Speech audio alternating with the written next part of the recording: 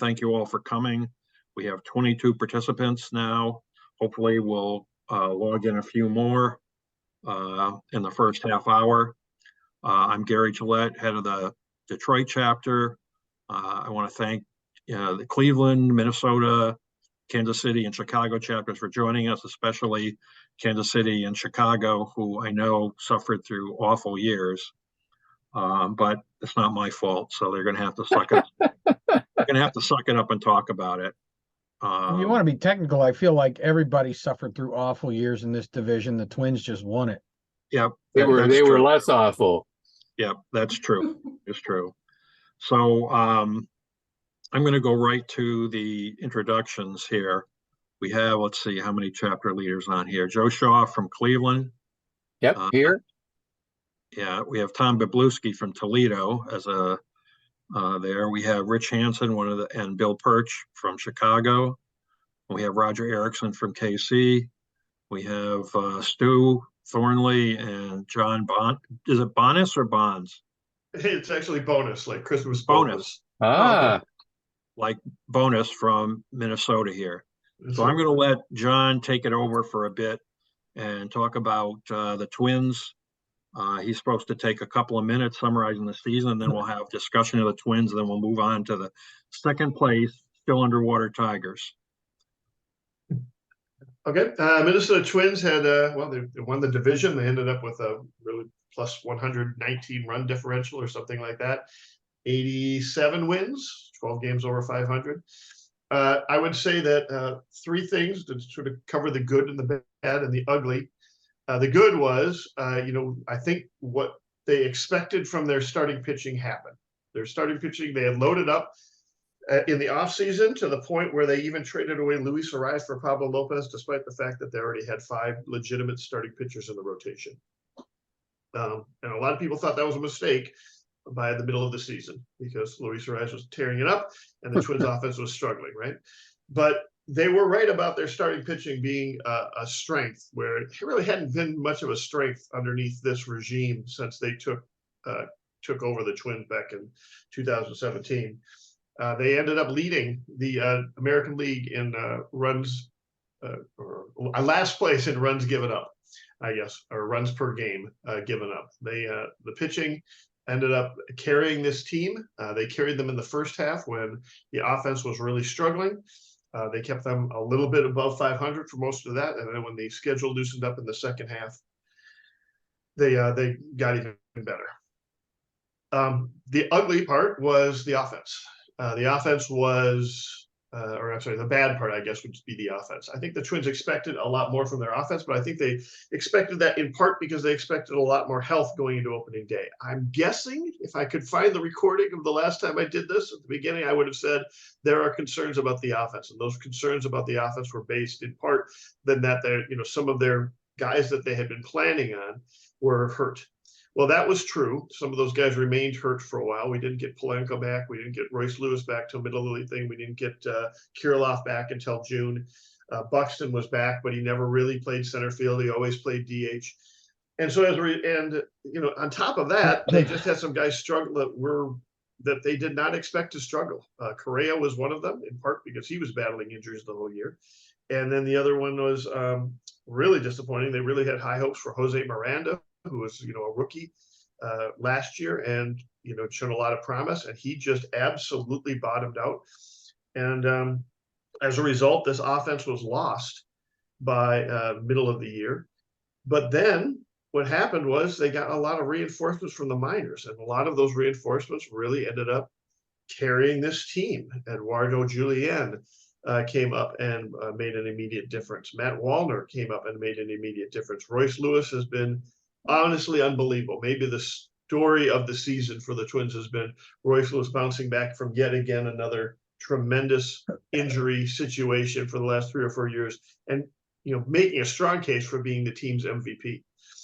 And a couple of other people's developed as well. So the offense, which was terrible in the first half of the season, and by terrible I mean like 10th in the American League, just much worse than they thought they were going to be, ended up finishing 5th overall in the American League in runs per game because they ended up going on a little bit of a tear in the second half of the season.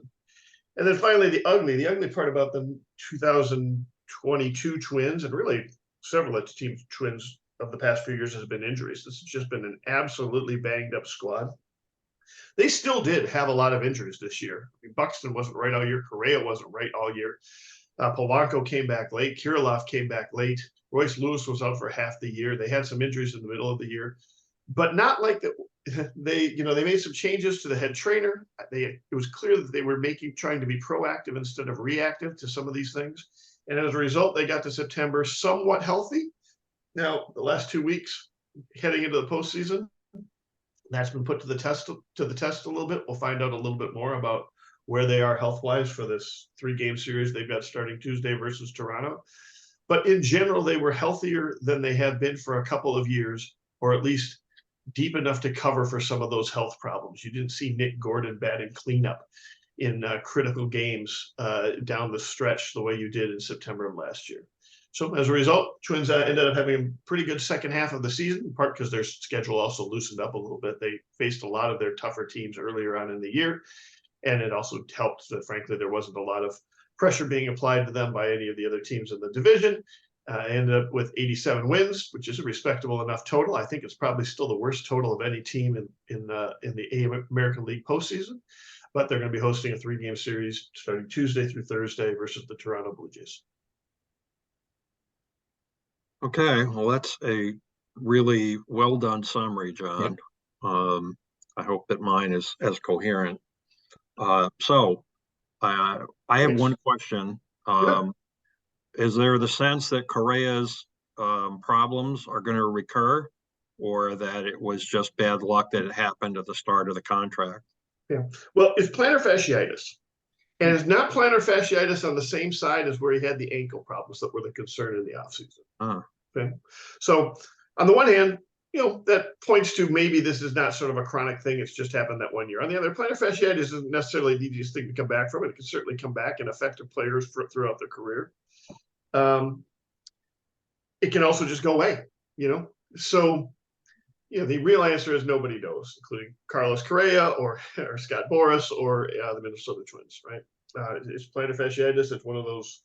It can be completely debilitating. On the other hand, it also, he also played 130 games this year, something like that. He was clearly trying to play through it, in part because, the Twins were a little shorthanded offensively for most of the first half of the year. They certainly tried to give him some rest here in September. They gave him 2 days of rest in like the second or third week of September. 3 days later than that, he had to come out of the game because of plantar fasciitis, which was the first, something that hadn't happened earlier. So it wasn't clear a little bit of rest was going to do the trick. He was put on the 10-day IL about 12 days ago. He hasn't played since. I think they'll have the workout day tomorrow morning. I would say in my mind, my guess is there's an 80 to 90% chance he's on this postseason roster, and he's started game 1 at shortstop for the Twins. But that doesn't necessarily mean he's going to be effective. Whether or not he will be better because he got some rest, or whether or not he'll be worse because, he kind of had that injury about 12, 13 days ago that made it a little bit worse. I don't know. But I don't know that if your question is, can they expect it for the rest of the 6 years of the contract?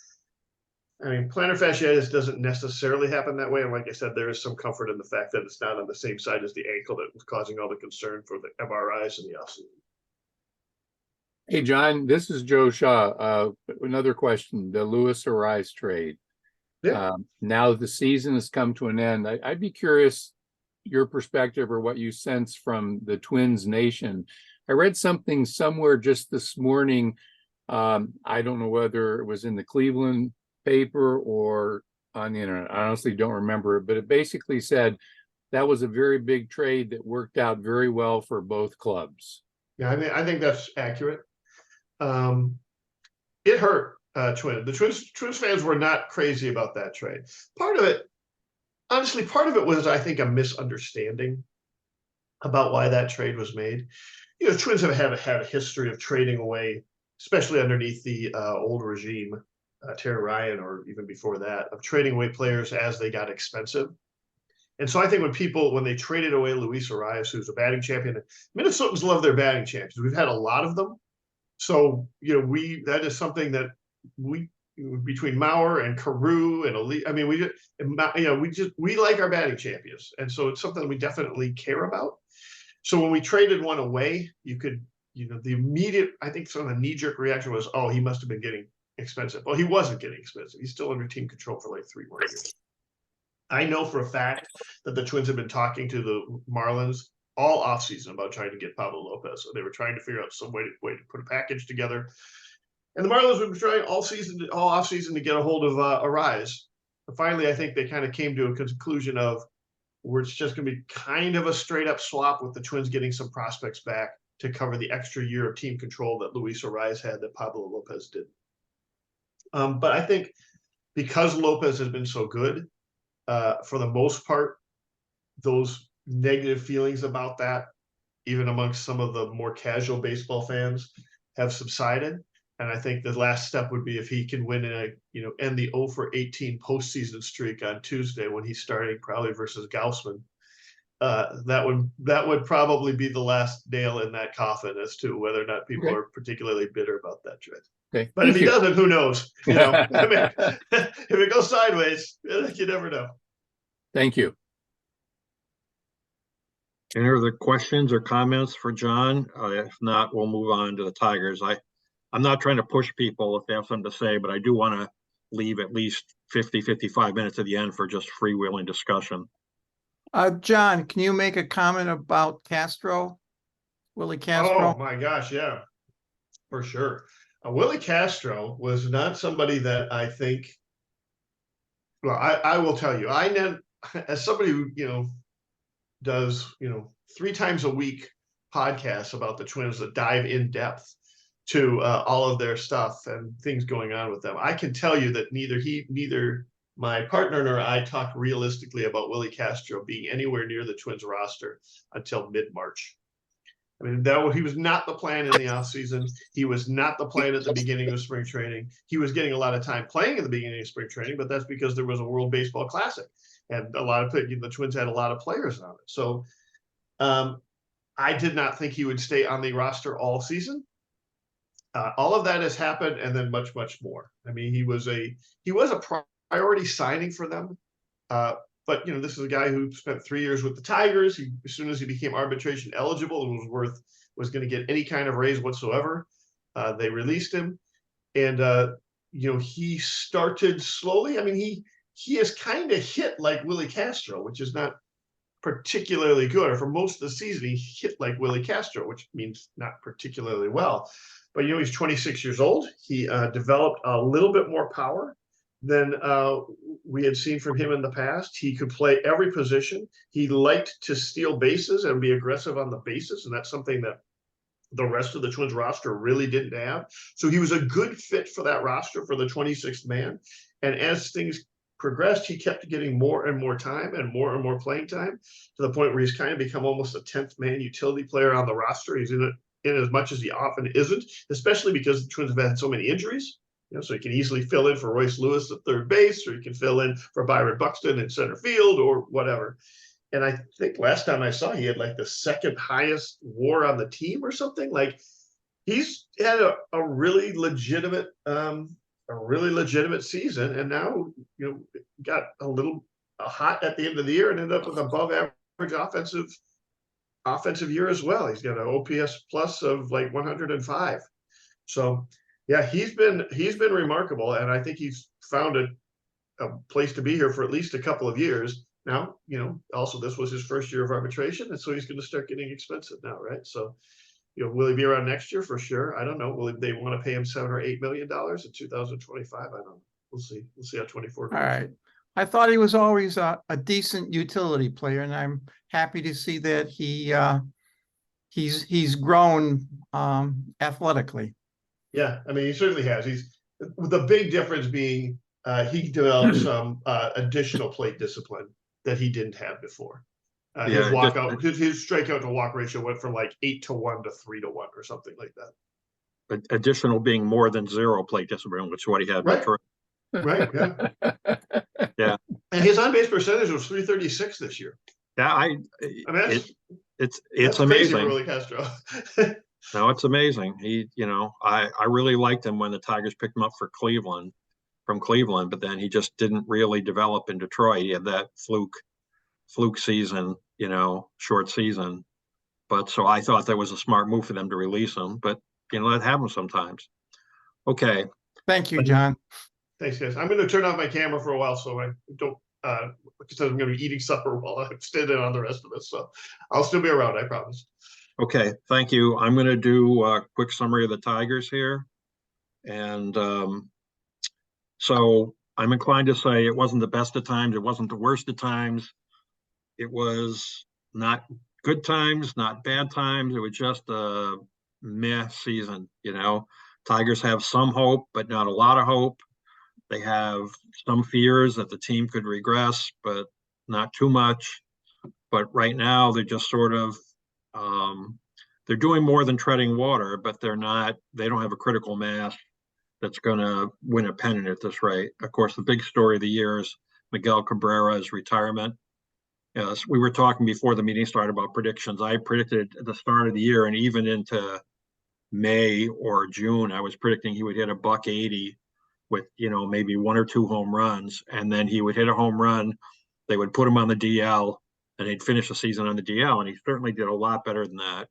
And the fans really love him here. I mean, the affection for him. There are people talking about him in the same sort of way they talk about Al Kaline, which is remarkable. And someone today said, that he was the most important Tiger of all time, except for Ty Cobb, which is really something. Wow.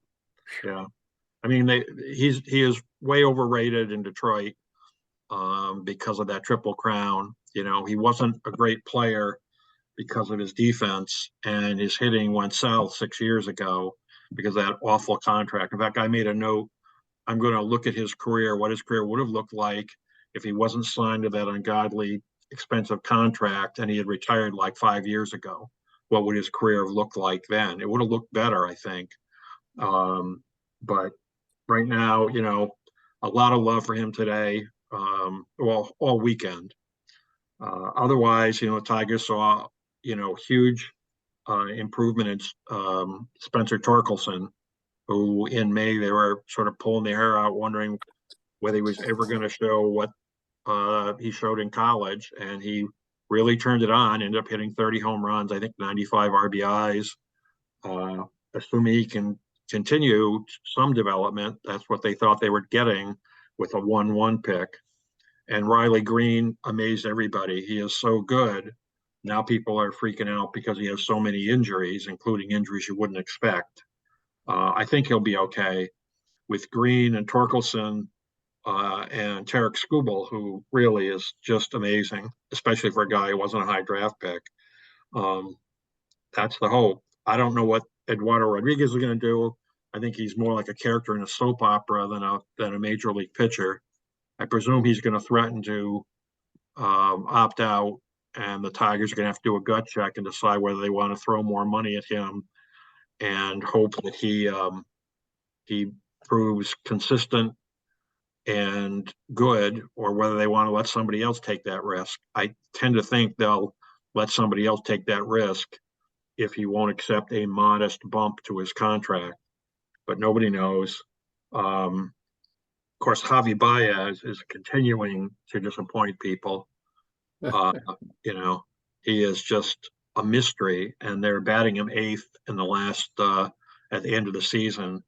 I don't know if there's any hope for him. Everyone knew he was an undisciplined player, but they knew what the talent he had, and if he hadn't had that freaky, unbelievable streak with 60 games with the Mets, I don't know that anyone would have thought that this was a big disappointment, because he didn't play that well in Chicago before he went to the Mets, right? Matt Manning looks good, can't stay healthy, although getting hit by comebackers is not exactly something you can blame him for. The Tigers are really high on Reese Olson. To me, he's just a little bit better than Bo Brisky. Every year they have these pitchers who pitch well in 50 or 75 innings, and then a year or two later they're horseshit. So I'm not impressed, but they are. The Tigers finished 28th in offense in the major leagues. Truly miserable. and 19th in runs allowed.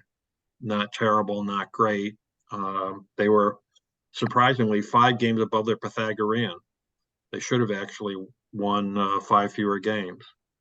Everyone still loves AJ Hinch. Scott Harris impresses everybody with how smart he is, but he seems obsessed with having 5 or 6 guys who can play 5 or 6 positions. And, the basic problem is none of them can hit really well. Yeah, it's nice to have Zach McKinstry, but he's still a below average offensive player.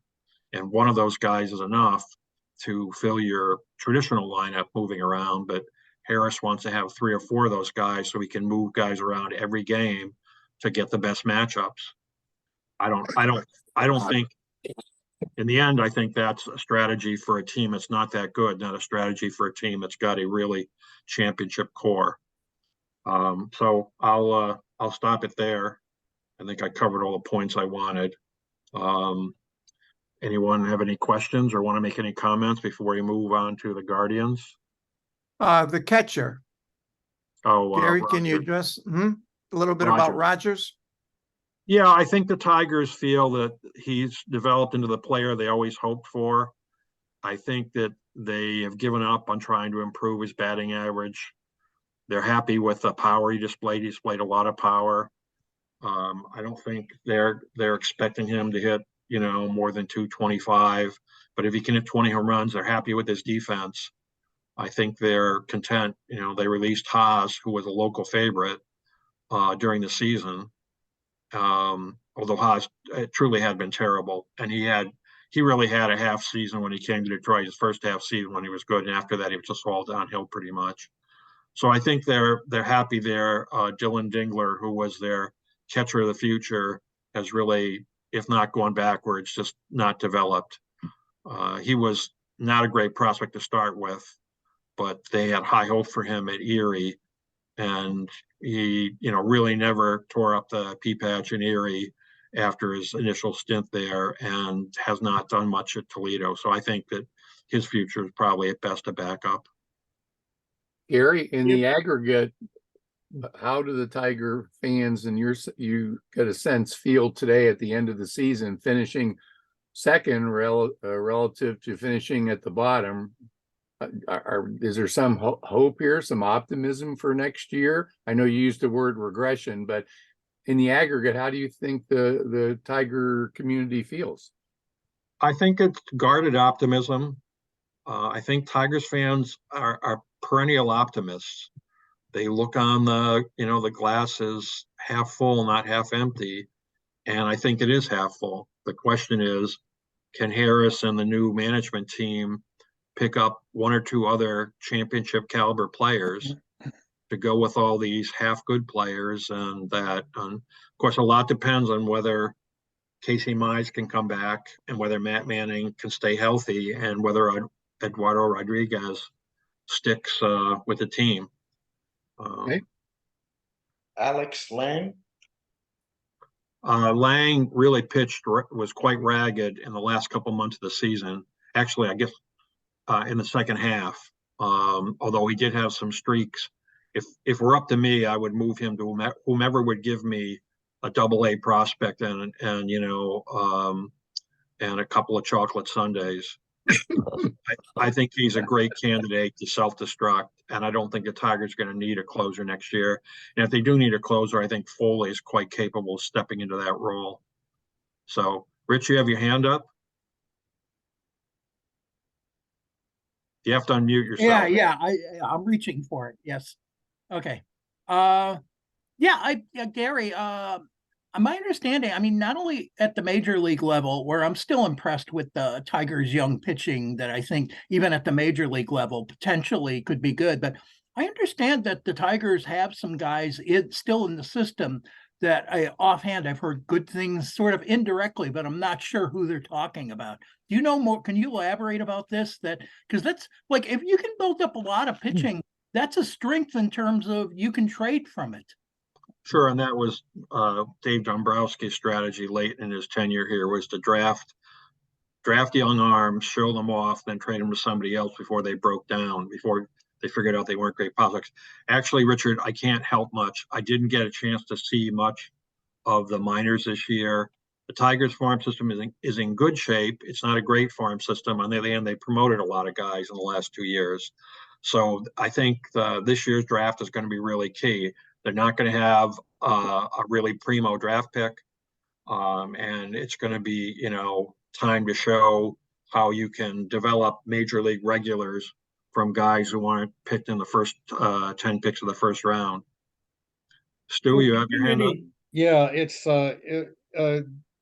rating managers to me is always dicey. You said that Hinch is well regarded, and I'll get to that in a second. This will also lead into the White Sox, since they had La Russa, seemingly somebody who players couldn't relate to very well, to Griffol, and I tell you, that was the White Sox, at least when I watched them, was one of the most embarrassing team I watched. So maybe that can be addressed with the White Sox. But our book club here has just been reading Winning Fixes Everything by Evan Drellich. It gets into all of the many years leading up to things, what happened in Houston. It showed what a horrible person Jeff Luhnow is.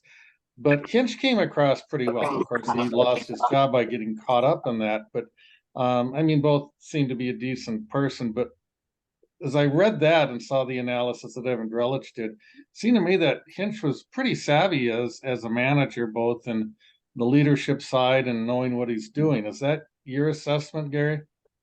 Yeah, I think so, Stu. I didn't know what to make of him when he came here. Obviously, he had a great run in Houston, but that was a team with, talent that was bubbling over. He embarrassed himself by not clamping down on that cheating scandal, and he paid for it. The Tigers are so anxious to get him. I think they contacted him 1 second after his suspension expired, and reportedly, they made him an offer he couldn't refuse, so he wouldn't go to Chicago, which wanted to interview him. I believe the White Sox wanted to interview him. I've been really impressed with him. He seems to me to have the calmness and the rapport with the players that Dusty Baker does, to have the analytical savvy that the best managers in the game today have, and to be basically imperturbable. I think he is a terrific manager. Of course, he looked a lot better 2 years ago after that surprising season, but all young clubs can have these kinds of regressions. I think if Harris delivers good players, he will ride them to the postseason. Now, with the expansion of the postseason, there's always a chance you're going to get bumped off by a weaker team, but that's been true for years since the wild card.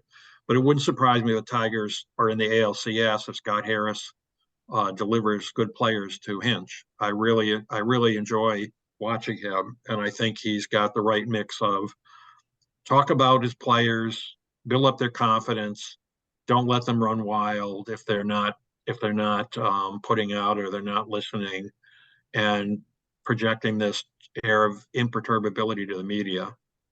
So, okay, I think I've taken up enough time in the Tigers, so we'll have Joe. Are you going to do the Guardians? No, Vince did at Vince, the right, of beginning, course. so he's going to do it at the end. He's the Right, starter right. and the closer. That Sorry, sounds Vince. just fantastic. So yeah, the Guardians won 92 games in 2022 and won the division, won the wild card series against the Rays, and everything was looking up for this year.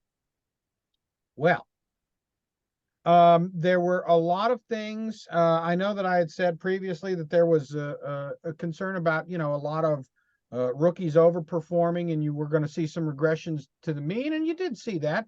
Oscar Gonzalez, who hit the home run against the Rays to send the Guardians to the next round, struggled and was actually in Columbus at one point this season. But that, as it turns out, was one of the least of the concerns. The Guardians made a couple of key free agent signings. They signed catcher Mike Zunino, and they signed Josh Bell, and both of those were supposed to address what was the team's main flaw in 2022, and that was a real lack of power in the lineup. Both of those failed miserably. Zunino was given an outright release. Josh Bell was dealt to Miami at the deadline. and the Indians' power struggles continued. But the worst part of this year was that what was supposed to be the team's hallmark did not turn out to be, and that is the team's starting pitching. You ended up getting almost no production from Tristan McKenzie and a limited amount of production from Shane Bieber, the putative ace of the staff. Bieber was injured at a most inopportune time as well, because if he seemed like the most likely candidate to move at the deadline to bring in some reinforcements. As for some bright spots, Bo Naylor came up, and everybody is really excited about that. Josh Naylor was on the verge of having a breakout year again before it was, sidetracked for at least a little bit related to injury, and a lot of new pitching developed. Unfortunately, the problem with that is, you bring in these rookies and you kind of keep them on a tight leash. So, that ends up potentially overtaxing your bullpen. And we did see that. Emmanuel Clase led the league in saves once again. He also led the league in blown saves. And oh, by the way, Terry Francona is apparently retiring. Those words actually have not come out of his mouth, but everybody is treating this like the last go round for him. So the Guardians are going to have to find a manager in the offseason. I'm not sure who it's going to be. But whoever it is, it's going to be a downgrade from Tito. And so I don't know what the hell is going to happen next year. Yeah, I really admire Francona. I was in Philadelphia when he got his first managerial job. Yeah, not a lot of people who are in Philadelphia there admire him.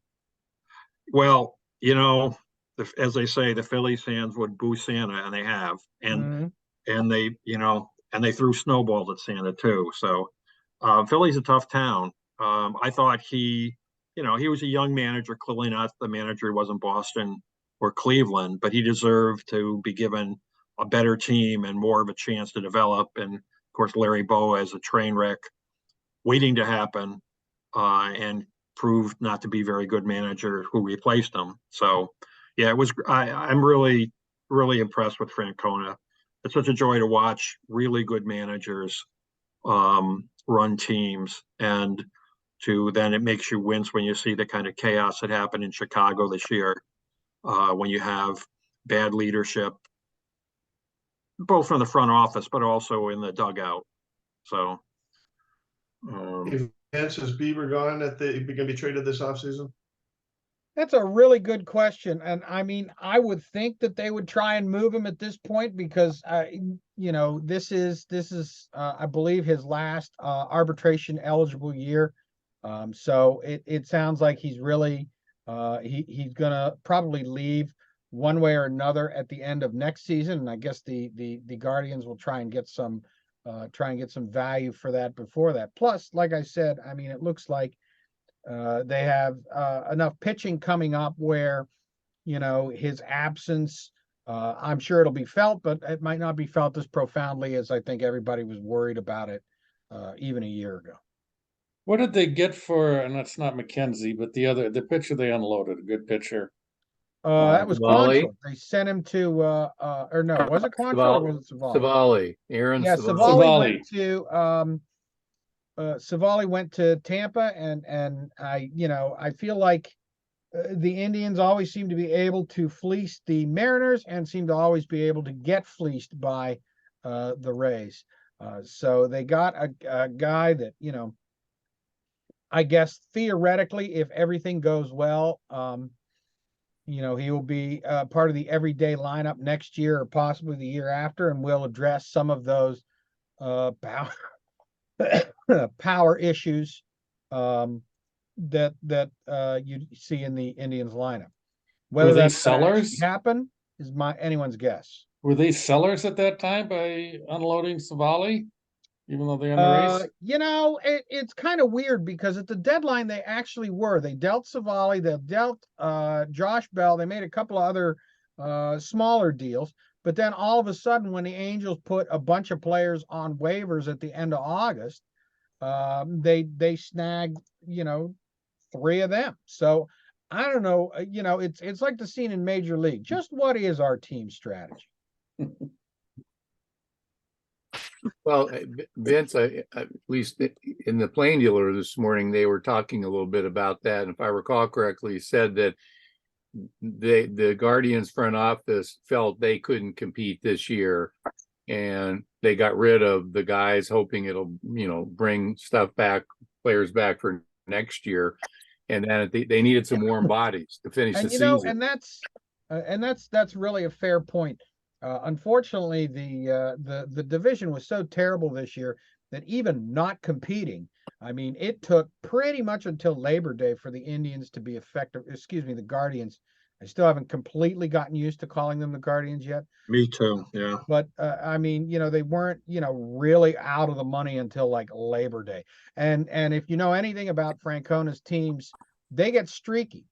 They were just talking about how his first year in Cleveland, they won the last 10 games of the season to get in as a wild card. So I mean, the team will get hot, and actually that's one of the things that happened last year too. I mean, they were kind of hanging around in the division, and they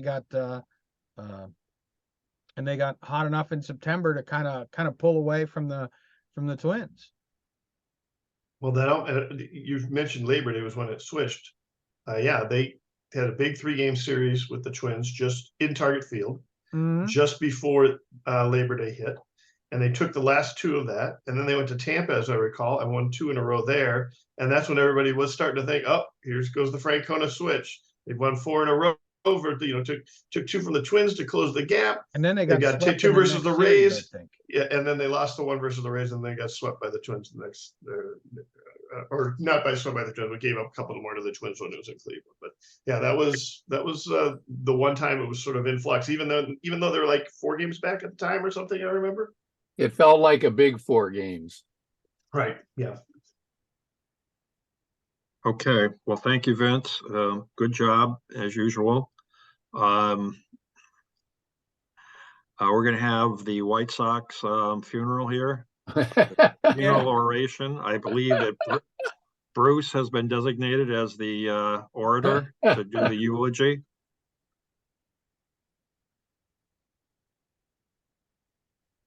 You need to unmute, Bruce. I was informed 20 minutes ago that I was going to be the presenter because Rich Hansen wasn't here. Rich, Bill Purge volunteered you to be the presenter, so go ahead if you want. Yeah, this is Richard Smiley. I did it last time. Bruce, if you want to do it, go ahead. I can do it. I've got, we can tag team it. Okay, well, I'll go ahead. I mean, I thought Bill said Rich Hansen though, so okay. Yeah. Okay, well, it's been a disaster. I heard phrases about disaster in the managerial role in the Chicago teams. Yes, very definitely so. Disaster in the front office. Yes, very definitely so. This has probably been the worst year for the franchise in my lifetime, and I've been around for way too many years in Chicago to say that, but it's true. The Sox lost 101 games this year for I think that's the 5th time in history they've lost over 100 games. But just as disturbing, their AA and AAA teams also finished a very bad last in the Southern and International League. So there's really no help coming up from below.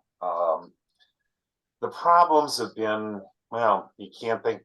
Except for center field, every position has been a problem. The starting staff was inadequate this year.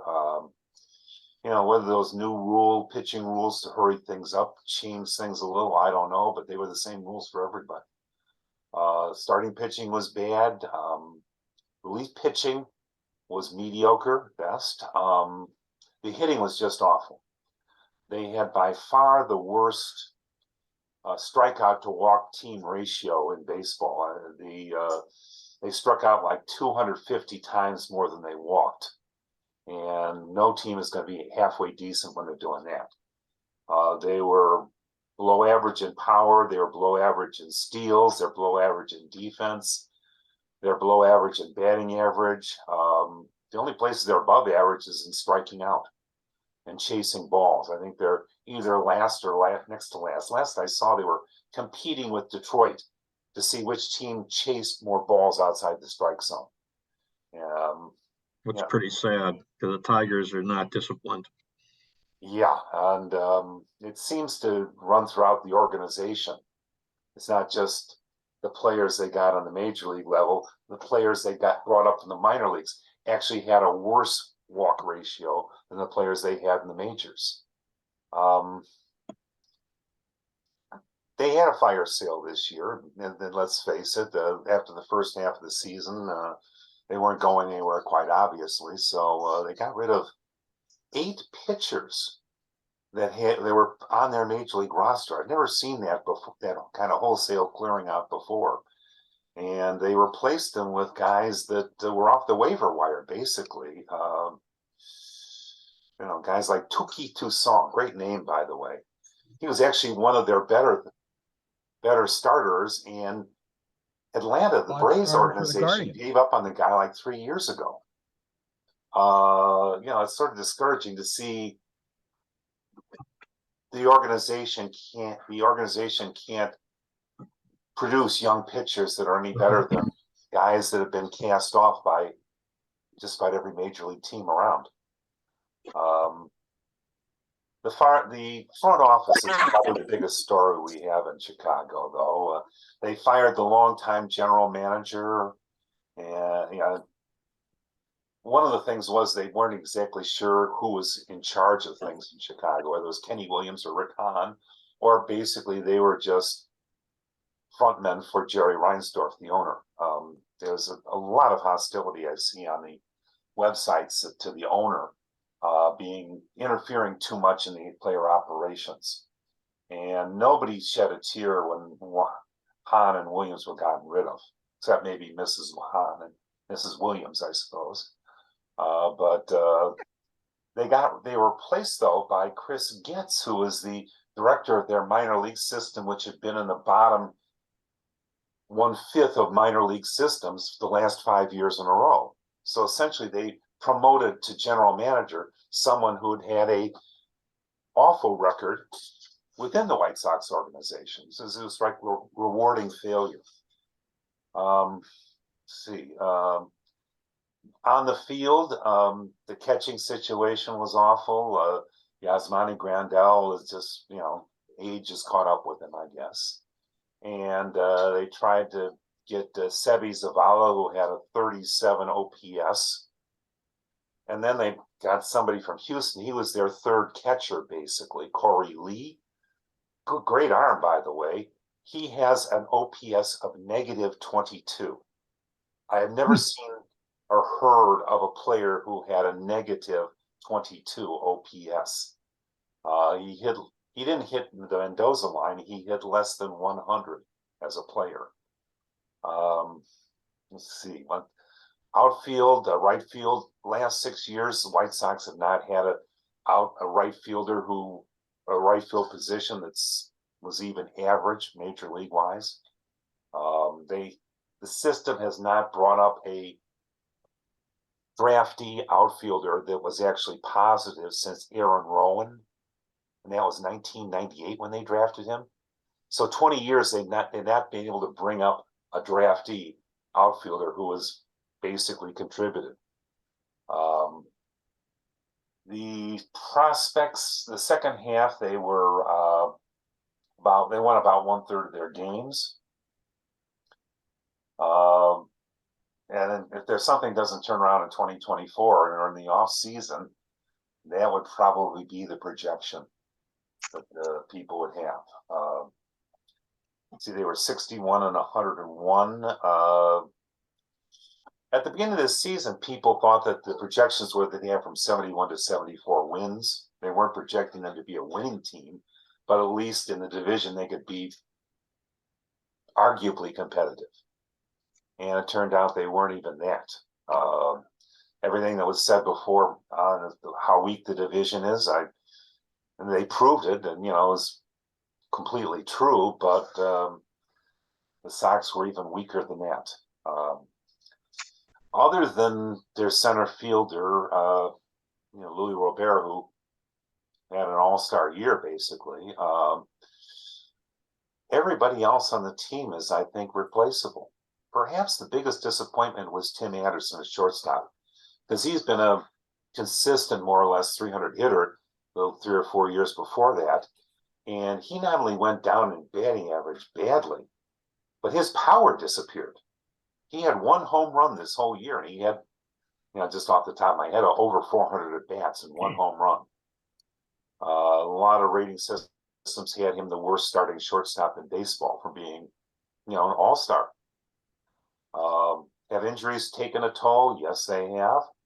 But listening to the Twins presentation about their injuries, the Twins had just as many injuries, and they were able to win 87 games. The Sox had no talent to replace them, like the Twins did. Again, Julian, I saw him play second base, hitting opposite field homers. I just didn't see for the White Sox. So it's a very sad situation on the South Side. See, is there any? I had all of 5 minutes research time doing this, so see, Doing fine. Benintendi in left field. He was Benintendi, only a little worse. There's a lot of criticism actually that he went downward, not so much in hitting, but in defense. He was an average to below average outfielder. Sadly, compared to what they had last year, there was actually better defense than they had last year in left field. The team, even at the beginning of the season, there was a criticism that the team had too many DHs in the system, which is quite true, by the way. Guys who really couldn't play defense very much. So what did they do? They traded away Jake Berger, who would have been second on the team in OPS, and obviously did quite well for Florida, or Tampa, I should say. So, it's sort of discouraging right there that something like that would happen. The whole Berger saga is very interesting to me because he didn't even make the team coming out of spring training. And yet, when he got in, he was their second best hitter. And what does that say about player evaluation when you judge a guy can't make the team out of spring training, but as soon as you plug him in, he's the second best hitter. The pitching, again, they got rid of several of their starters. Bit disappointing there. Dylan Cease was not the dominant pitcher he was the year before. Giolito actually was their best starter, and then they got rid of him. They traded him to the Angels, and that was he didn't do much for the Angels or for Cleveland. Right. I won't say whether they're the Guardians or the Indians, but he didn't do well for either Cleveland team. Let's put it that way. The other pitchers, Lance Lynn, interesting. Except of the 8 pitchers they got rid of, except for Lynn, 7 of them actually did better for their new teams than for their old teams. And generally, the improvement was they didn't walk as many people for their new teams as they did for their old teams. Again, there's something in the White Sox system that does not emphasize throwing strikes. This was seen by the people they brought up to pitch, in the second half of the year. It was notorious what they saw in the first half, too. Again, you have a pitching staff that doesn't throw strikes, hitters that don't hit, especially left-handed hitters. I haven't seen the statistics, but they probably had the least number of home runs for a left-handed hitting team of any team in the American League. And the Sox home park is suited for left-handed power. To win in Sox Park, you got to have left-handed power because it's a lot easier. Seemingly, the winds and everything, it's a lot easier to hit it out to right field than it is to left. And they were inadequate hitting it out to left field, but they were really bad hitting it out to right field. Moncada at third base, he was had a very slow start. He was okay, the second half of the season, but again, a less than 100 OPS. Second base was eventually ceded by default to Elvis Andrus, who's about as old as Elvis Presley is, and probably has as much of a future at second base. Vaughn at first base was adequate. He's not the problem, but he's not the solution either. Benintendi in left, below average. Everything in right was below average. Center field was the only thing. Catcher was disaster area. The manager got a lot of criticism. Seems like a nice enough fellow, but I tell you, if Jerry Francona was available, I for one would be tempted to try and hire him and fire Pedro Gaffal, but that's for the off season and everything. Overall, the Sox were an embarrassment. The Sox have, I follow too many of these blogs and see too many of the comments. I can't remember the second half of the season even with seeing one positive comment about the White Sox future. So if you saw the Bears yet last week and today, I think the Chicago Bears football team, it's a competition between the Bears and the Sox right now as to which is the most disastrous Chicago sports team. Rich, you want to make a comment before we move on to the Royals? Sure. I like everything Bruce had to say. I'm just going to make one kind of I think Bruce said something that would be the equivalent of typo. I think he meant to say all the pitchers except Giolito did better with their new teams, and he said Lance Lynn. In fact, Lance Lynn's been good with the Dodgers, and I assume will be in the playoff rotation. But Giolito was not. Giolito was the one who seemed to have problems and was blowing up. I think that's what you meant, Bruce. That's what I meant. And the only other thing thing that Giolito's having problems with a divorce. Yeah, there might be some personal problems. Yeah, which you never know. And I just secondly, for me, and Bruce, you said most disappointing was Anderson, and I kind of agree, except I think he may be covering up an injury. He really got injured early in the year on a collision, and I think he still isn't totally healthy for that. But that aside, I don't just take it as Anderson. I take it as a group of players who we signed to long-term contracts in 2019. Tim Anderson, Eloy Jimenez, and Yohan Moncada. And they were all young, and we all assumed we liked what we did then, and we thought we'd get better. And the truth is, if they all did just what they did in 2019, we'd easily take that now. We didn't realize we were seeing the peak then. I think that's been as disappointing as anything. And I mean, you're right. Outside of Robert, almost everything's bad. Although I will say that the one thing that holds up surprisingly, despite all the changes, just a touch better than everything else compared to the rest of the team is starting pitching, because it's merely below average rather than outright bad. Even when compared to the rest of, you look at the American League, the Sox still come in they're the ninth. Out of the 15 AL teams, they rank ninth of starting pitching. The bullpen was a horrible disaster. And that, I think once you got a bad bullpen, it's hard to manage around that. Although I'm no fan of Grifol, but it just is, difficult. And but that was, I think that's the only other thing I wanted to mention that in terms of the type of season it's been. I thought the one symbol that Bruce forgot to mention that I think we all remember here is when they had that bad week where the general manager was being fired and they were bringing in all these things to replace him. What was forgotten is there was a game at Cleveland where Tim Anderson picked a fight with Jose Ramirez, and it went viral with Jose just knocking him down. And it just was the symbol of the whole year. Maybe you forgot that. I certainly make sure at least you can stand up for the fight. Come on. That was just, on top of everything else.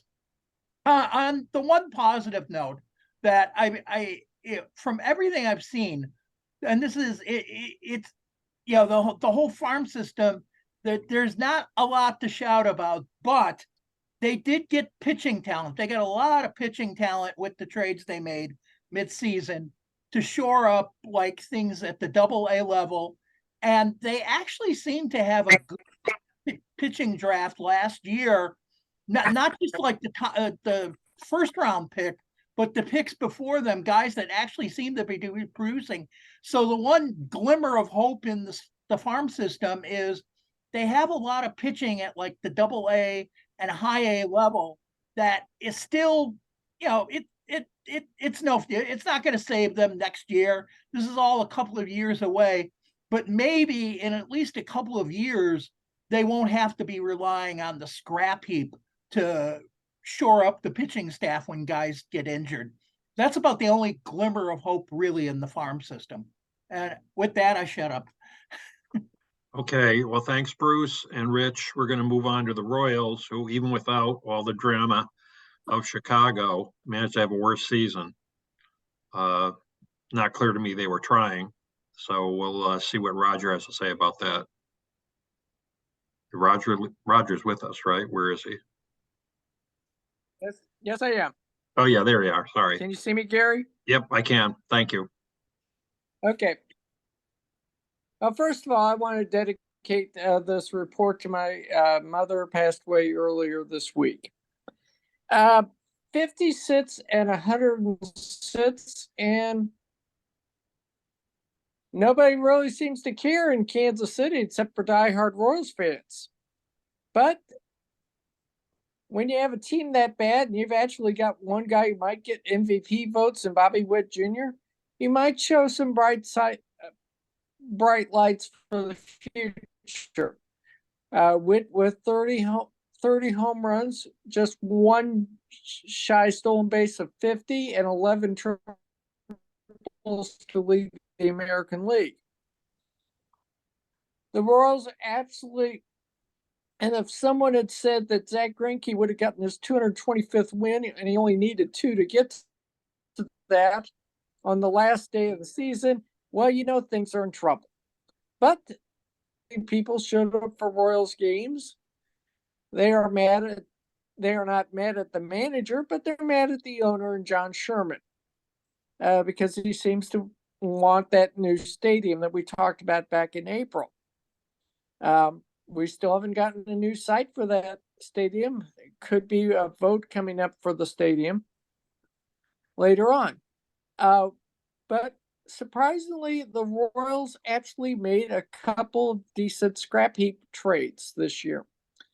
Near the trading deadline, they traded Aroldis Chapman to the Texas Rangers for a pitcher named Cole Ragans. Reagan, surprisingly, in the month of August, became the de facto ace of the Royals pitching staff and was the American League Pitcher of the Month in the month of the month of August. And that was the first time that it happened in Royals history since 2009 and Zach Greinke. The closer, possibly for 2024, after the Royals traded Chapman and Scott Barlow, is a kid by the name of James MacArthur. And he did return from the scrap heap of the Phillies and is shown with a couple of good saves at the end of the month.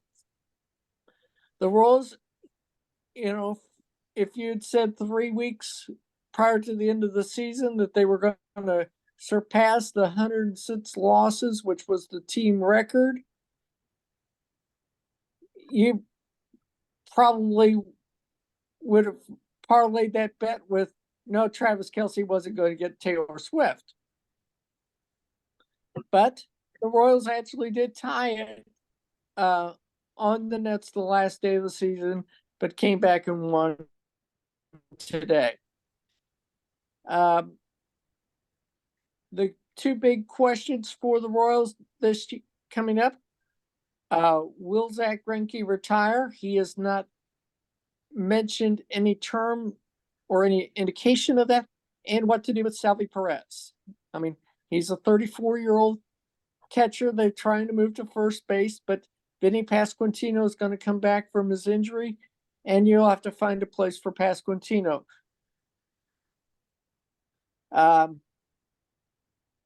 Hopefully the Royals will have a good team by the time we get the new stadium in 2028. But time will tell.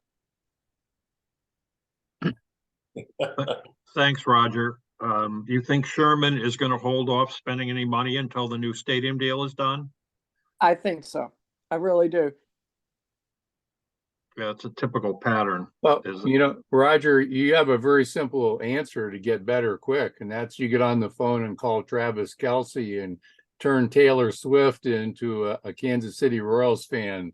It all will follow automatically then. Well, interestingly enough, Joe, is that Felix Fermin, who was our backup catcher, actually is dating Natalie Portman. Oh, all right. Maybe that's Hey, the low what? budget option. Yeah.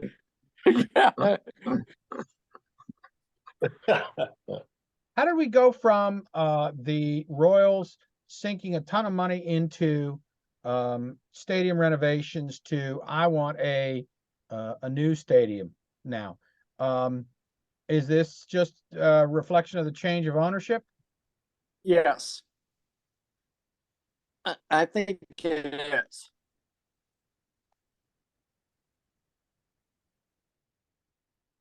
Plus, Roger, you also got to remember that the Chiefs hold the headlines in this town every day.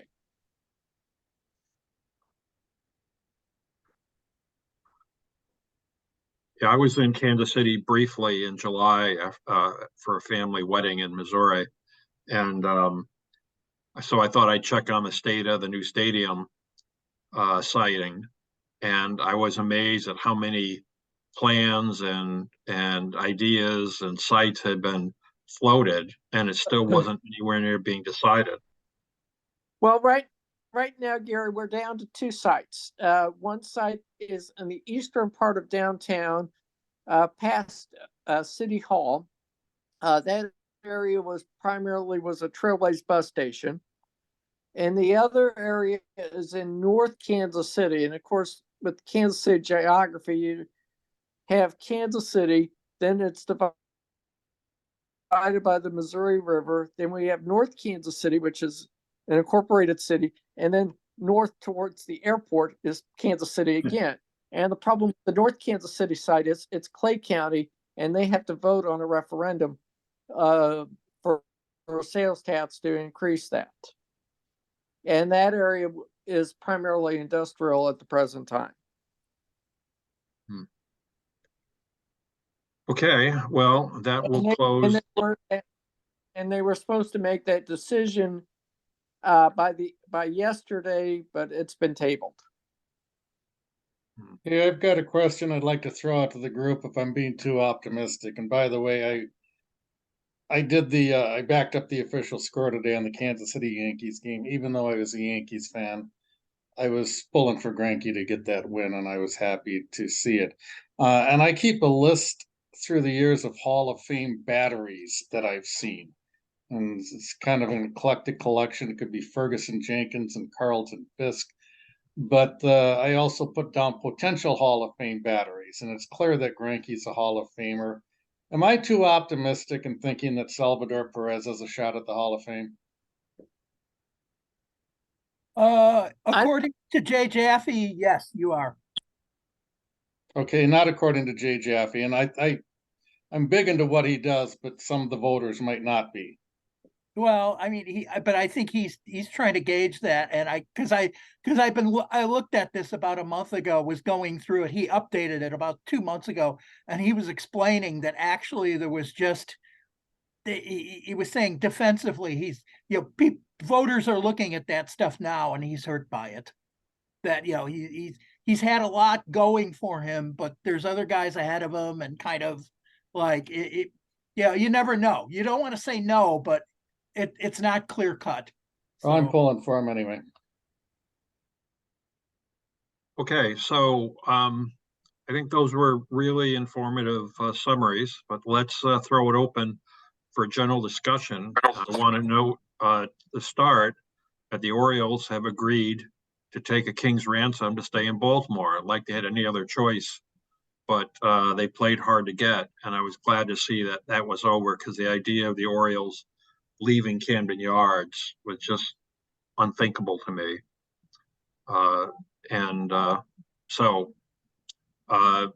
One question I had for our Chicago guys is Reinsdorf going to hang on to the club until there's a new stadium deal and then sell and pocket the profits? Or I know there was a lot of sentiment in the community for him to sell, but I don't think he pays any attention. Well, I mean, the deal with the Illinois Sports Stadium Authority is up in 5 or 6 years. And so this is when you start looking at that. If you Right. see, this is the timing for that. And somehow the process of sort of normal discussions got leaked into the press as this thing that, oh, the team's going to move or Reinsdorf wants to move. I mean, I don't know. We can criticize, I could criticize Reinsdorf on a lot of things, but I think the one thing he's pretty consistent on is he wants to keep the team in Chicago. He doesn't want to be, I mean, he was a Brooklyn Dodgers fan. He doesn't want to be the guy that had the White Sox leave Chicago. So I think if he does sell, there will be efforts made to make sure, even if it will stay in the Chicago area, if not specifically in the South Side. Maybe like a, southwestern suburb or something like that. But I can envision other things there, but I don't think Reinsdorf is just, jumping at it for the money personally, because they haven't been taking dividends. They haven't been taking profits. If he did it for the money, he would have dumped it a long time ago. Yeah, and the alternative that's been talked about is Nashville. And Nashville is like 1/5 the media market size of Chicago. So on that level, it doesn't make any sense to move outside of the Chicago area. Now, will they be in the same guaranteed rate field, Sox Park, whatever they call it, 6 years from now, or there's going to be a new stadium or a new stadium deal? That's another question. But I think the team's going to stay in Chicago. And I think this is just a replay of the Sox, I don't know how many years ago, threatening to move to Tampa. It's to get a better stadium deal from the state government. Exactly. And the truth is they'll probably get it just because the state government wouldn't have anything else to do with that property. So I think within reason, they probably will have to sweeten the deal for the White Sox. Now, one thing I'm to reassured consider to know is that the that state media government would market have so much size money they could isn't actually throw over everything. the White Sox, I suppose. Yeah. I didn't know the state government had that much money, but you're absolutely right, Richard. They'll pay up. Media market size isn't everything, though, because I mean the most obvious example is the Athletics have been angling to go to a significantly smaller market in Las Vegas. The question has become what you can do to maximize your revenue with the stadium and associated development around it. Well, that would be the type of sweetening that I think they'd be looking at. Like, okay, if you want us to stay there in, what else can we get in the neighborhood? What else can we do to start building up the way, like what's happened with Wrigley Field, where you got Wrigley Field and then you got Rickettsville surrounding it. And, just like that, you're right. That's the direction everything's heading. Yeah, there's 3 or 4 sites in Chicago that have been talked about already. When rail yards near the South Branch of Chicago River, and one by the lake and everything. So they're talking about other plots of land that could be used. Exactly. But like you said, it's the larger picture deal of the stadium complex, not primarily the media market, but they'll stay in the Chicago area. Mm-hmm. Along the same lines, maybe I'd address this to Gary. Is there any news out of Detroit about the Ilitch situation, and also who to what degree do the Ilitches involve themselves in the decision making that Scott Harris makes? It's unclear how much autonomy Harris has. I think he has a fair amount, because I think the Al Avila debacle was so embarrassing at the end. The Chris Ilitch says he cares about baseball, but there are a lot of people in Detroit who believe that he doesn't, that he cares about making money, and he doesn't really care if the Tigers are competitive. I can't comment. He certainly doesn't care enough to overspend like his father did, but that was unsustainable. So rumors keep floating around periodically. The Ilitches might sell, but I don't think there's any way they're going to sell. First of all, they have such a huge investment in the area with their world headquarters of the Ilitch Corporation and Little Caesars right across the street. They just committed to a $2 billion development of the area with Stephen Ross and related companies, the Dolphins owner. They're going to be building new office towers in a city where half the offices are empty, but they're going to be building them across from the Fox Theater and Little Caesars headquarters between there and Comerica Park. So they have ambitious real estate development plans there. They had a big, state subsidy for the Little Caesars Arena, and then they failed to follow through on most of the development they promised in the neighborhood. So now they're changing their tune and working with the University of Michigan and Ross and that to develop some of the land they were supposed to develop after the Little Caesars Arena was opened. But I don't see them selling. I think the Tigers are a gold mine. And if they stumble into being competitive, you'll see the fans come back. As I said, I think Detroit fans are perennial optimists. I think there are very few towns in the country that would have gone through, baseball towns that would go through the kind of low ebb the Tigers have been in and have this much support. Yeah, if I could weigh in for a second on the stadium situation. I was on a program, listening to a program earlier today with an Oakland A's fan on one of the panels, and it seems what I put in the chat as a response was, it seems that the commissioner really wants to make sure he always has some unrest with a number of franchises to move to another city, and now that he seems to have Oakland in the bag to move to Las Vegas, seems one of the towns he's looking at now is Milwaukee. They seem to want a new stadium in Milwaukee. They're saying the stadium's substandard.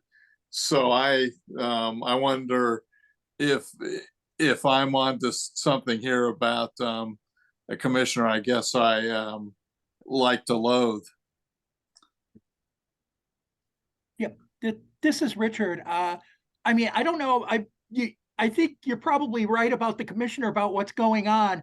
I'll just say, but specifically Milwaukee, I think that got settled within the last week or so, where they agreed to stay there for, I'm looking it up here, God knows how long, but it's like that. I'm sorry, that was the Milwaukee thing's resolved. Yes, there was the same thing, the discussion about, we might have to leave, we might have to do this, but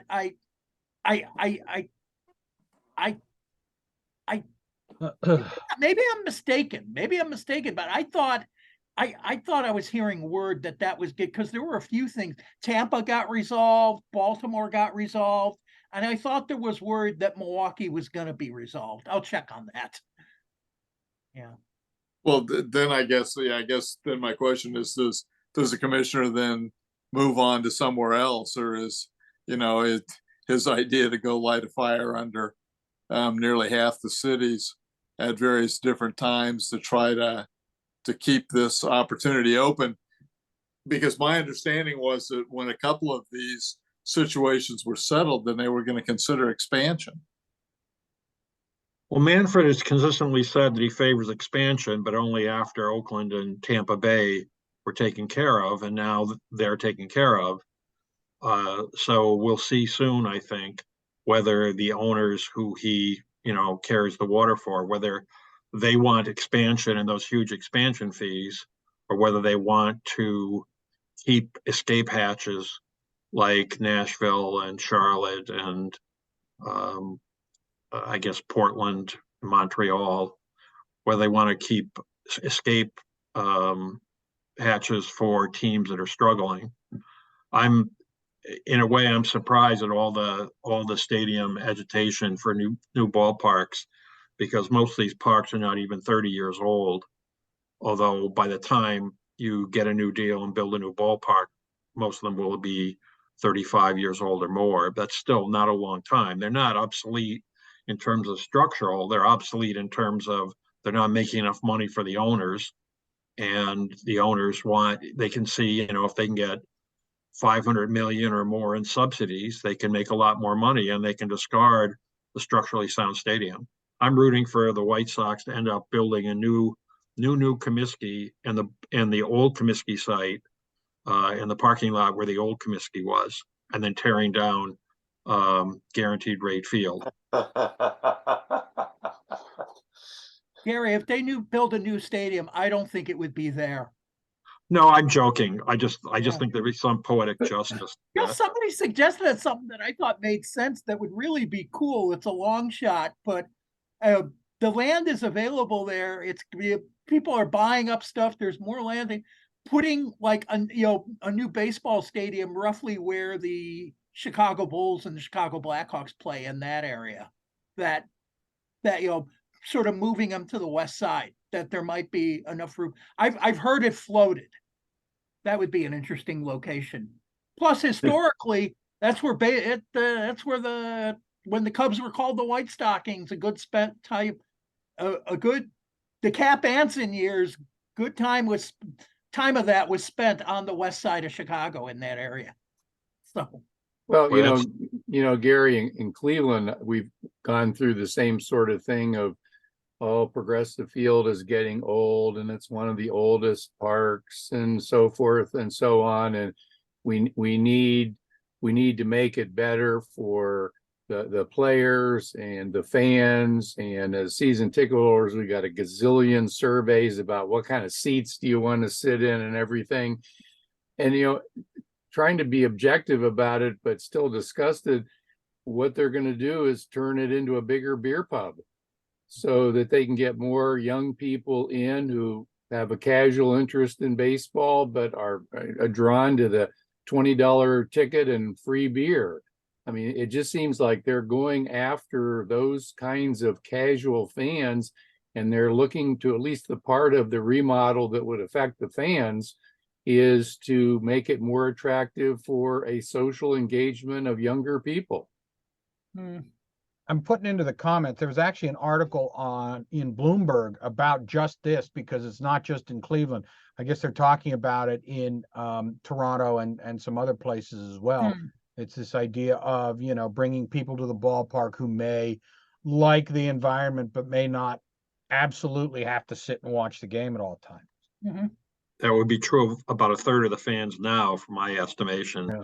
They're there to enjoy the atmosphere and hang out with their friends from the office or their date and drink beer and eat whatever the local gourmet item is. And sometimes they actually watch the ball game. Right. By accident, they might have seen a couple innings.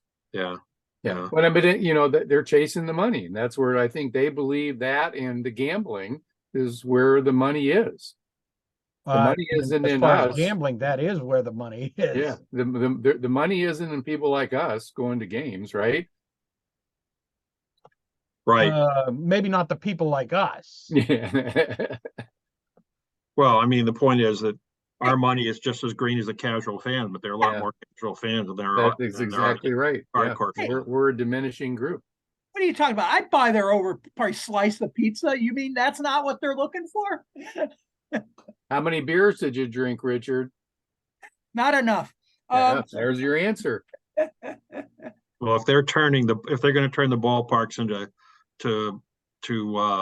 beer gardens, they're going to go back to like the 60s, where you had, nickel beer nights adult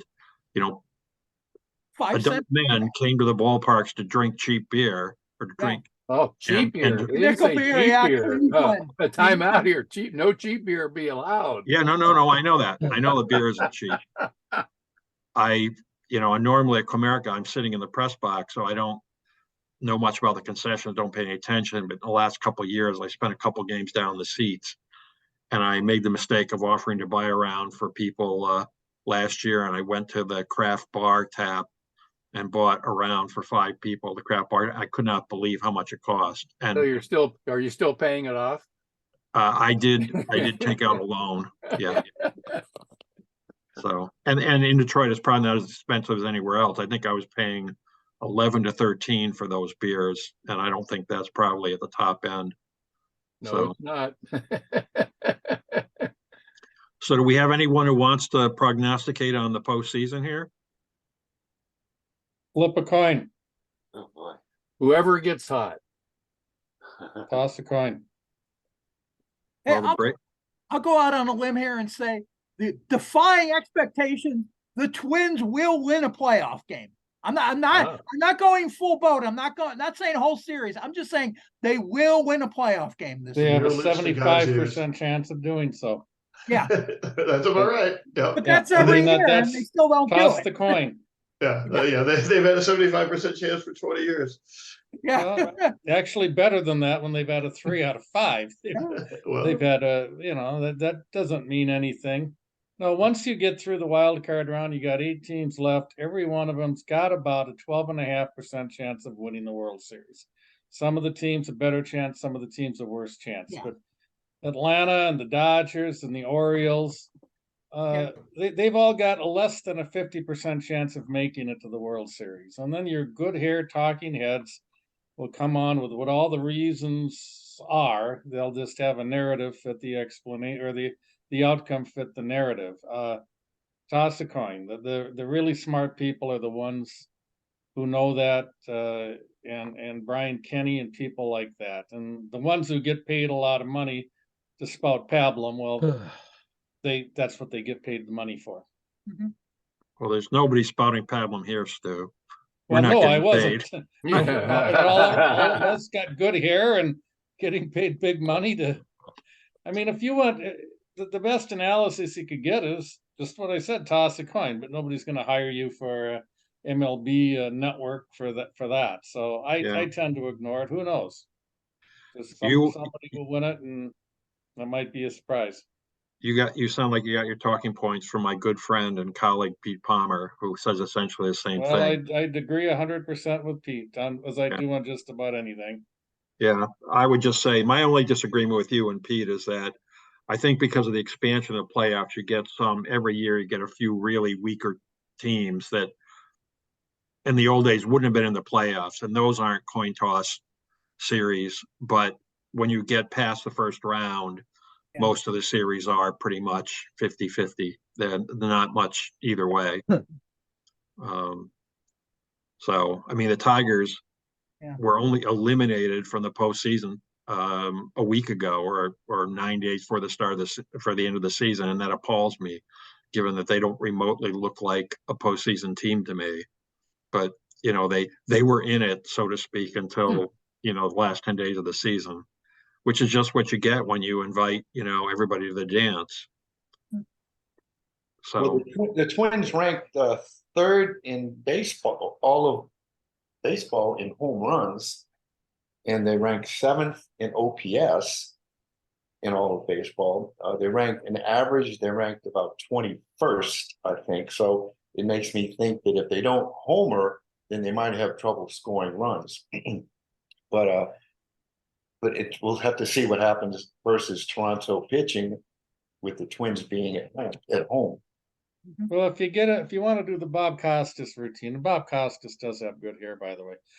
You do something like, if you would have told me that the Twins would hit only 1 home run, and that their starting pitching would average only 4 innings, and if you do all that, and they would still make it to the World Series, you would have thought me daft. You could say that, I don't know how many years.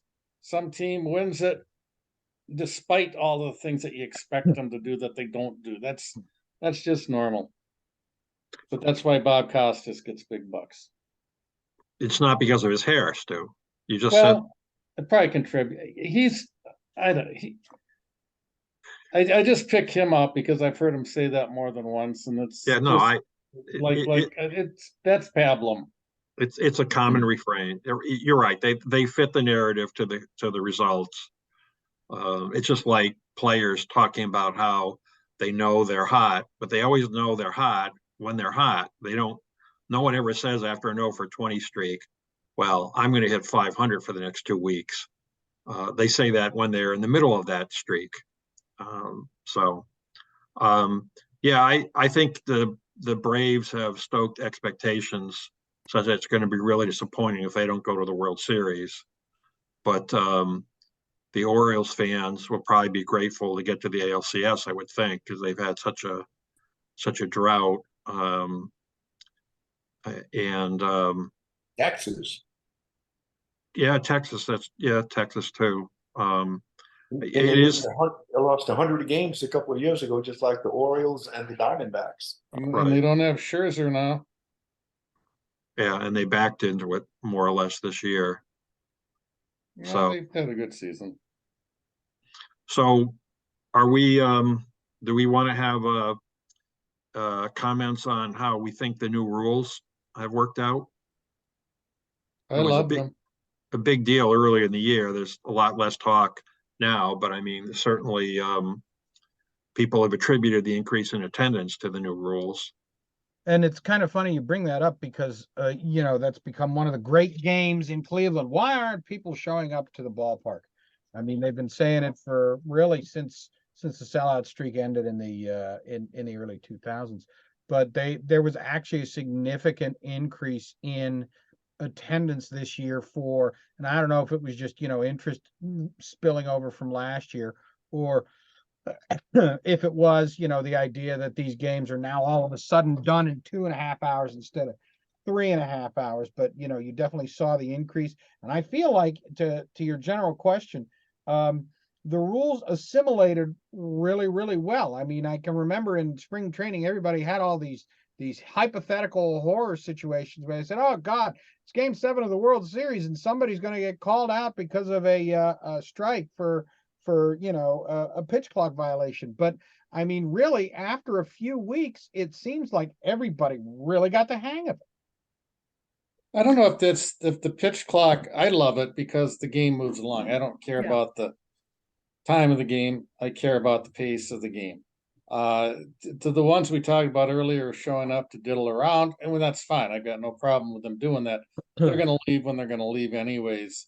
And I don't know if I've been tracking things on the pace.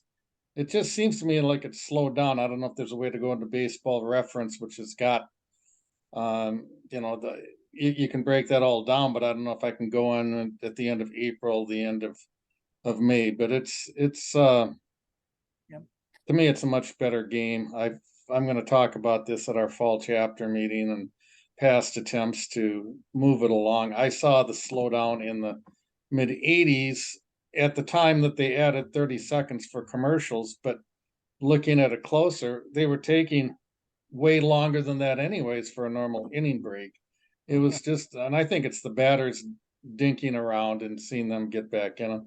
I'll add, I did handful of games this year as the field timer, and that is by far the most intense job I've ever done dealing with sports. It's and I feel detached from the game. I do shot clock and basketball where you have to lock in and focus, but nothing like this. So thank a field timer this year for what they've done. They've had a really difficult job. The umpires have had to adapt to it. They've done a good job, and I give the players credit. And it seems like they wanted to go back to everything for the postseason. I say no. Just why, when your most important games, would you turn it back? But it seems like they've finally. And I give baseball credit for doing this well. It's taken a while, but they knew they needed buy-in from the players. And baseball is usually so reactive. And something happens and you get an all-star game, tie game, because they run out of pitchers, then they'll decide what to do with it. They almost got caught with their pants down in the 08 World Series because that could have ended with a rain out.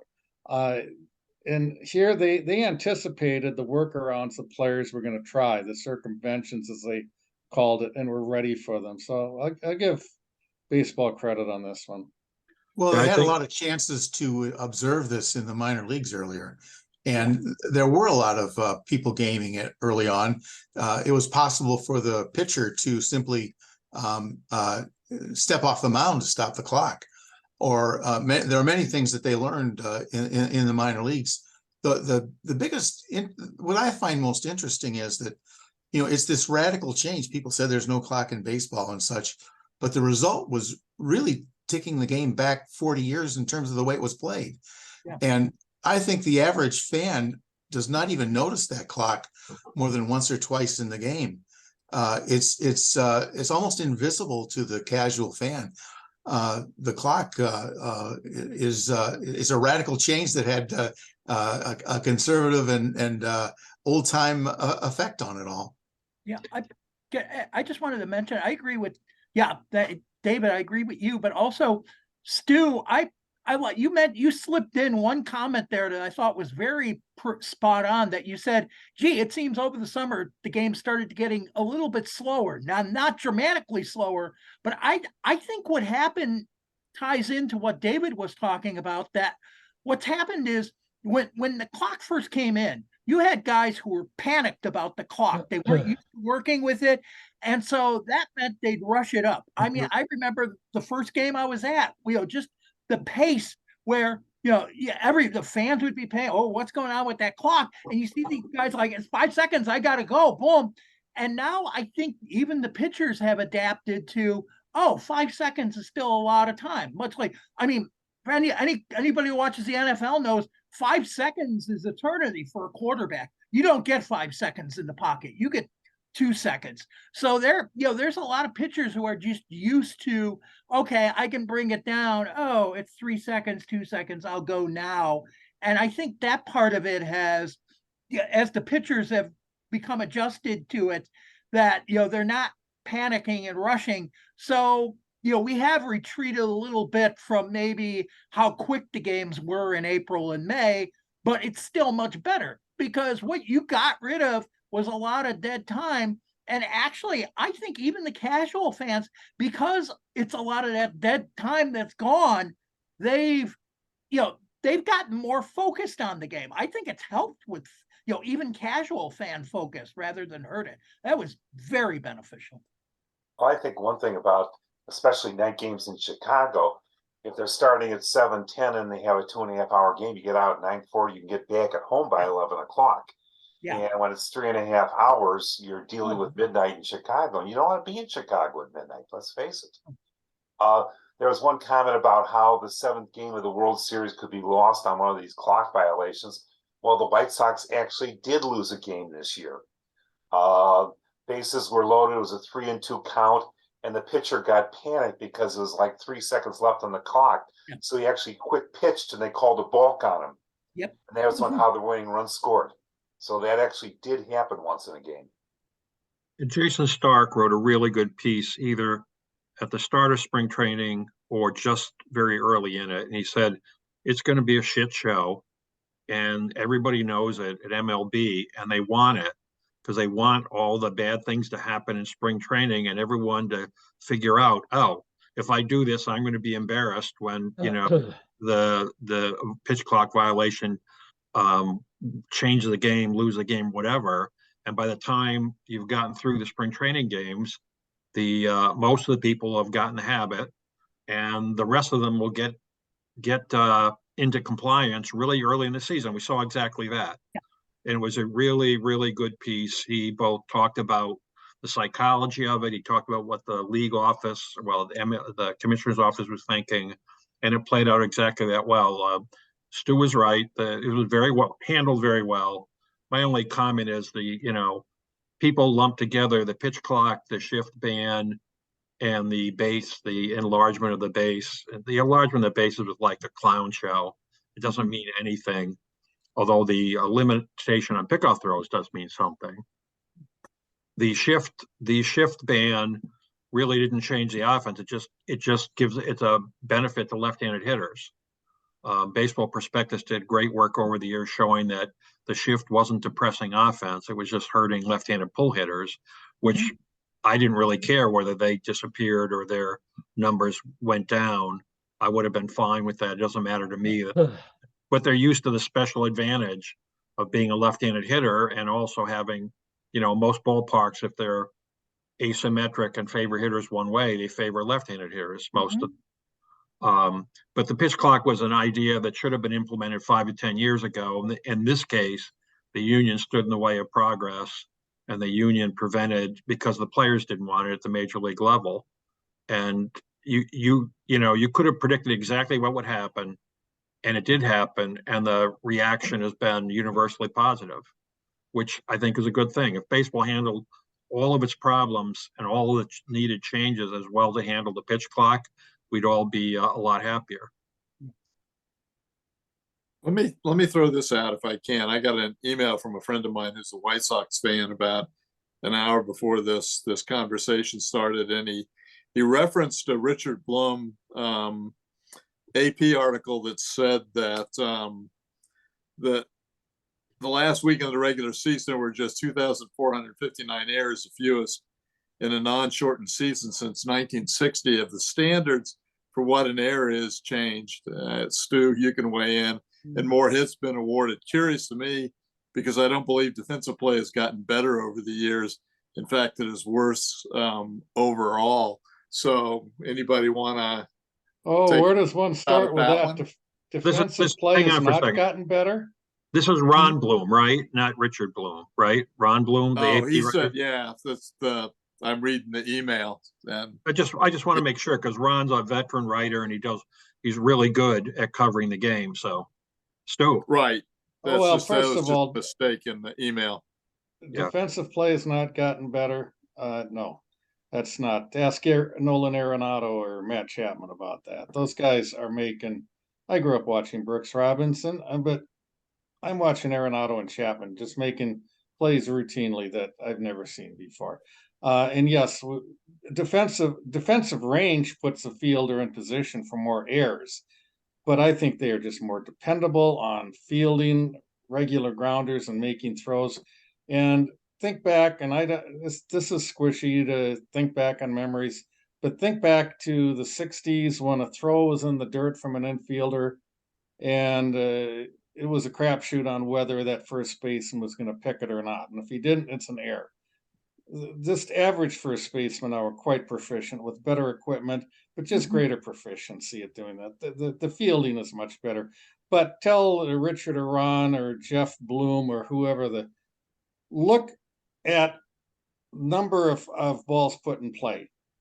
And since I started scoring, it was about 133,000 a year. This is with other than the pandemic season, with the same number of teams, and it's down to under 117,000. It's a huge drop, and when the balls aren't being put in play, there are fewer opportunities for errors. So there's one big thing. Subjective opinion, yeah, I think standards have probably changed a little bit, and exactly how they're getting set. We've been meeting as official scores since 2012 to look at plays together and standardize our calls. And I know, and I've backed it up with data, that we are more standard. But we do have a review committee that gets a lot of plays sent in, and it's former major leaguers who are deciding if they're going to uphold an error call or a hit call that a scorer has made. And I believe that sets a standard. For a while, it was Joe Torre doing that. And everybody had great respect for Joe Torre doing that for his insights and fairness and everything else. But so part of that can be shaped by what comes back at us when a play gets a scoring decision gets appealed, and they do often, and what the committee does with it. But yeah, fielding has gotten better. That's definitely going to be part of it. But just look at balls in place. This season, I think I had 3/4 of an error, both teams combined, for all the games I did. That's low. But there aren't balls being put in play. That's a big part of it. You can't ignore it. Yeah, it's also true that the fields are so well maintained now. Yeah. You just don't have bad hops. I mean, even with artificial turf, first of all, the artificial turf, the ball moved quicker through the infield. And second, you also had bad hops when the ball would hit the seam of the turf dirt interface.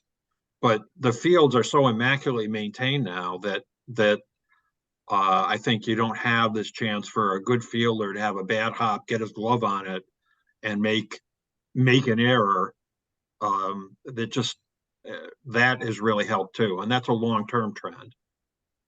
It's amazing to me when I look at film or video of seasons 30 years ago or more, how easy it is to see how badly the fields are maintained. Mm-hmm. Stu, Yeah.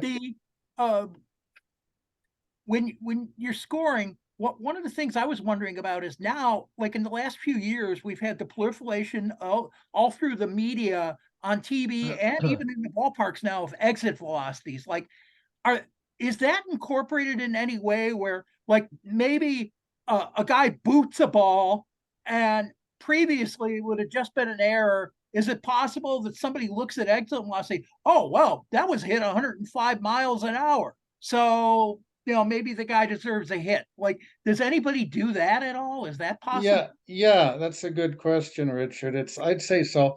StatCast came along in 2015. In fact, it was mid-year. I don't know. I called a hit, and I got pinged by, actually, the game day person got pinged by a support person, said, "Tell Stu that was a good call. The ball was hit at 107." And I said, first of all, well, okay, that sounds hard, is it? Well, yeah, 107 is hard. And then it was, where do I get that information? And I found where I could get it. We couldn't get it right away, but if I called a hitter in air, I'd look and I'd write that on my score sheet. That's hit at 110, and I might use that in defending a call. And some of our scores were resistant to that. And it's not a magic number that at 103 above that it's a hit, or you've got to consider where the ball's hit. If it's a corner infielder, it's playing even with the line, anything over 100 is going to be a reaction play. But now we do get it. I can get it right away, because I think they do this at all the ballparks at Target Field. That exit velocity goes up right away, and you still want to look at it and say, yeah, that thing was tattooed. And you look up and say, holy shit, that was 118. Yeah, I can see why that was a hot potato. So even our scorers who were kind of initially resistant are using it, but it's not, we're not going to get replaced by AI, not completely. Some have been nervous about that.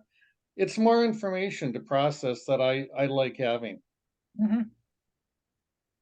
Which you mentioned AI here. I want to know predictions or comments about when we're going to see robot umpires in the majors. I think the consensus is that there was a setback this year that pushed the timetable back. It's interesting. Dave would have seen this in the minors too, but those poor umpires. And I see Jen Powell was working the AAA championship game too. That's great. But they're having to go Tuesday, Wednesday, Thursday from ABS, and then on Friday, Saturday, Sunday they have to go make the calls. Well, they have a challenge system, but I don't know if there was a setback. I think within a couple of years we'll have it. Yeah, I do too. I just think that it's probably, I'm thinking 3 to 5 years. If I had to put, a prediction on, I'd say 4 years, but that's a tricky thing with we're talking about on SABR, the 3-dimensional object and varying height of the strike zone. And what you see on TV isn't necessarily accurate. So if they can perfect it, though, I would think they do it, and I would think they just go straight ABS, and you'd still have an umpire that, if he thinks things malfunctioned, can still override it, which is, Frank Viola got kicked out of a Binghamton game arguing with a robot ump. He was arguing with a human ump that pitch sucked. You should have overridden it. Oh, I kind of wonder the same thing about the robot. The most recent game I was at was the Nationals Pirates game at PNC Park. 1 hour and 50 minutes, 2-0. Victory for the Pirates on 2 home runs, 20 strikeouts in the game. And Hernandez was behind the plate, and I said to my friend as the game started, "Oh man, this is going to be a rough game for the strike zone." And then promptly forgot about it because the players weren't complaining, and I was down the first base line where I couldn't really tell much. But then about 3 days later, I saw a video comments on Hernandez calling of balls and strikes, showing about 6 or 7 calls that looked not even close. that he called strikes and they were all shown on the video with the framing,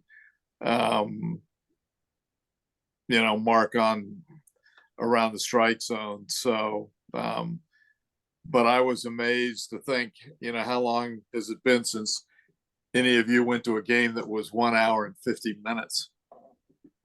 Well, I not often, but I don't think Major League Baseball wants 1 hour and 55-minute games because you're going to sell a lot less beer and a lot fewer commercials, right? Well, they don't want 20 strikeouts in the game either, and that gets Right. into the dominance. I mean, still the runs per game is staying about even, but while they've improved the game, and I also like the shift restrictions, you're still getting just tremendous number of strikeouts and I talked about how balls in play are way down, and everybody's got a different preference, but I think most would like to see more balls in play. That makes for a more entertaining game. And what are you going to do about that? They can't even try it in the minors. They tried it in the Atlantic League, where they're not going to mess up their own prospects of changing the pitching distance. The pitchers are that good, and you can even take away their spider tack, but it's tough to, the people say that baseball players from 100 years ago were better than now. Those guys wouldn't be getting close to getting wood on that ball nowadays. Oh, right. It's absolutely true. But the batters are better too, right? They can turn 100-mile-an-hour fastball.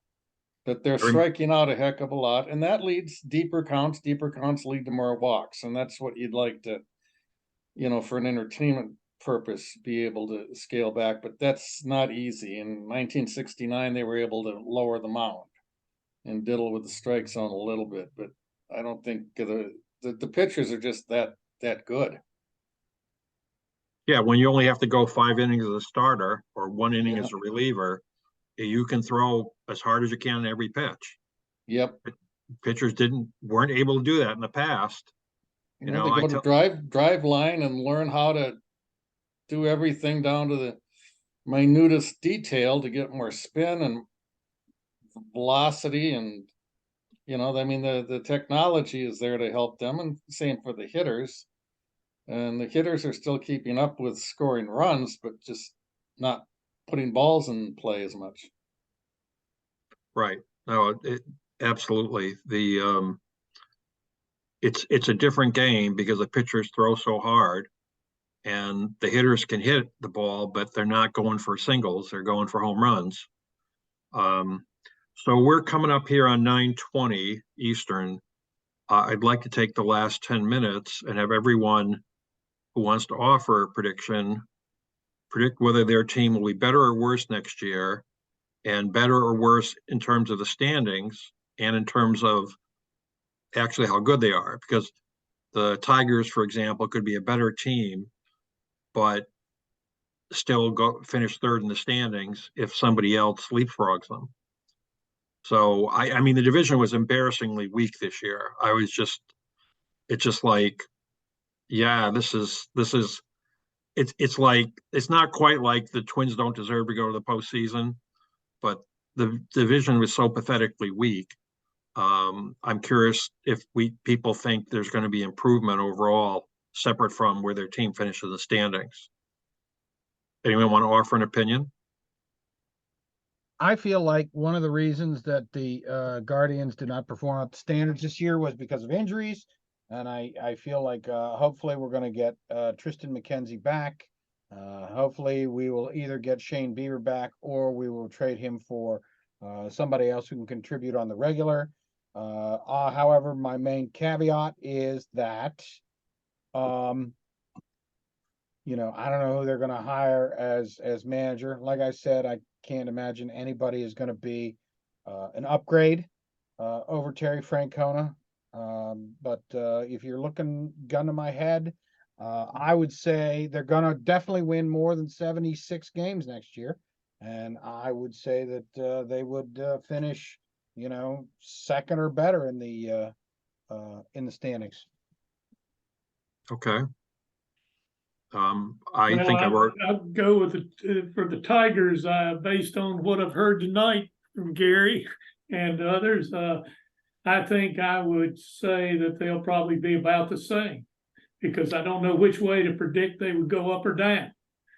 well, I think that I think there are real issues, but I think Torkelson really does look like he's turned the corner, and that was huge.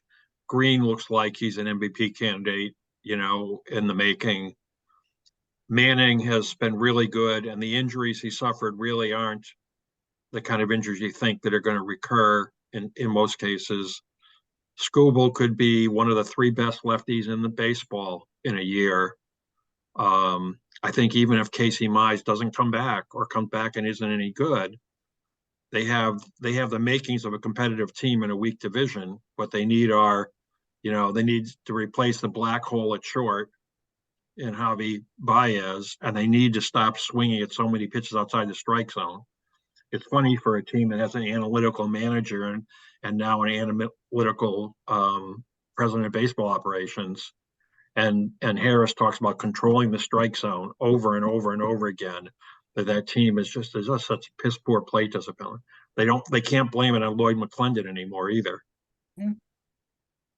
Yeah, for Chicago, Tony La Russa is looking smarter and smarter, I think. I didn't say smart, I said smarter. Okay. The Sox, they finished next to last in the division. And 3 teams ahead of them have a better farm system. So, and probably just as much willingness to spend money. So, you would figure that the Sox would not improve in the standings at all. Now, as far as wins and losses, I could see another 100-loss season for them. There's not enough free agents out there that could make a difference on their team, a decisive difference on their team in the off season. The farm system's barren, and I'm not sold in the Chris Getz is a brilliant general manager idea. So I have very little hope. I want to comment on the managerial situation. I had thought for years that Griff Hall had been unfairly treated. He had been interviewed over and over again, I think as one of the token minorities. And I thought he deserved a chance. I was glad that he got hired. But then when the Sox fired Williams and Hahn, his statements made no sense. I went from thinking this guy deserves a second year because it wasn't his fault his team imploded to thinking they should get rid of this guy as soon as they can. Well, Reinsdorf is very loath to admit mistakes in hiring, so that's why we had Williams and Hahn there for so many years, probably more than they should have, and frankly, Getz also.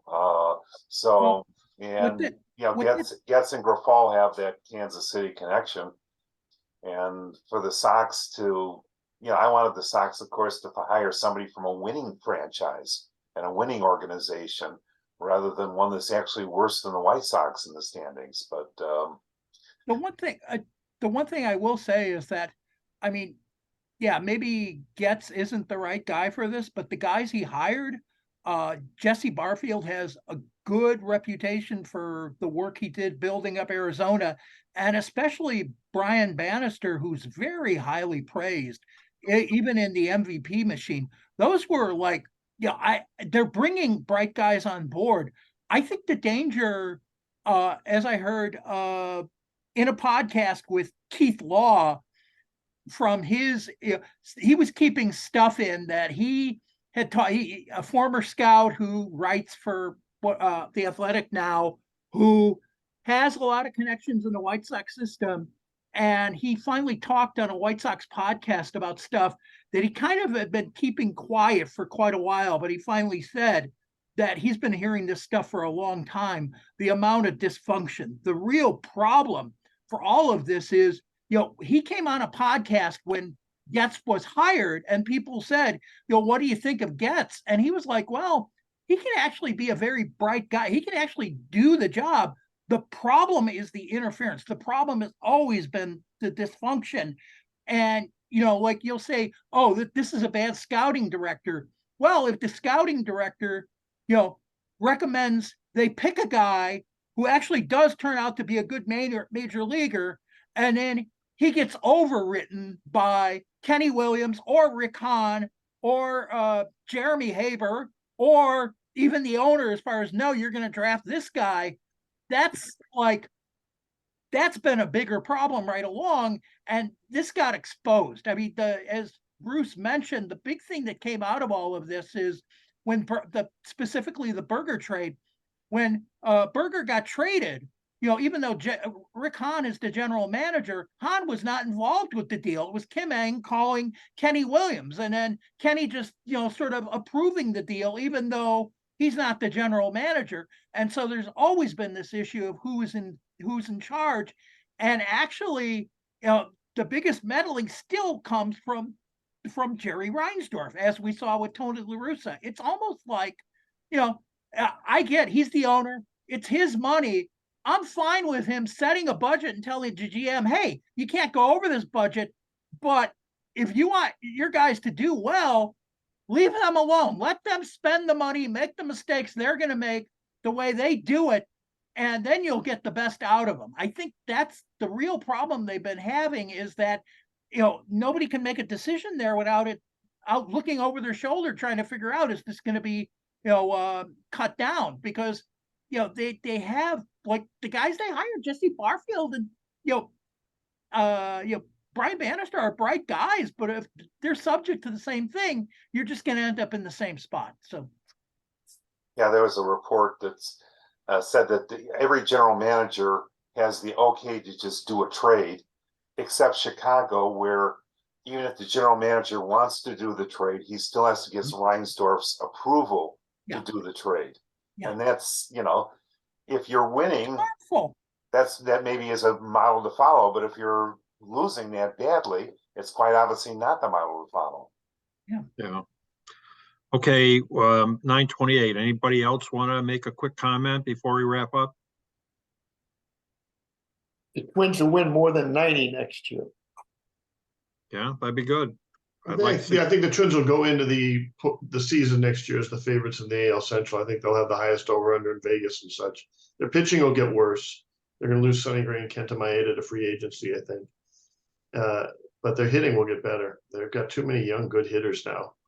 Julian Wallner, Royce Lewis. I'm looking forward to seeing what those guys do next. Yeah, I don't think the Tigers, even if they improve, would catch the Twins. I think I like pitching. Pitching can surprise you. I like the base of the pitching. I don't be too discouraged, Gary. I can see the pitching carrying them. Like you said, you got to lose hobby somewhere. I don't know. Find a way. Give them the wrong location for spring training or something. But just outside of that. Okay. Well, on that note, I think we'll end it up, unless anyone else has a feeling they need to say something before we go. Thank you all for coming. I enjoyed the discussion. Organizing it. Yeah, I learned a lot. Thank you too. And I look forward to having one in spring training next year. Maybe we'll do one at the start of spring training and then do one at the start of the season. So, okay, everybody, take care. I'm going to end the meeting here. Bye-bye. Thank you too. Night. Bye. Night. Thank you. Bye.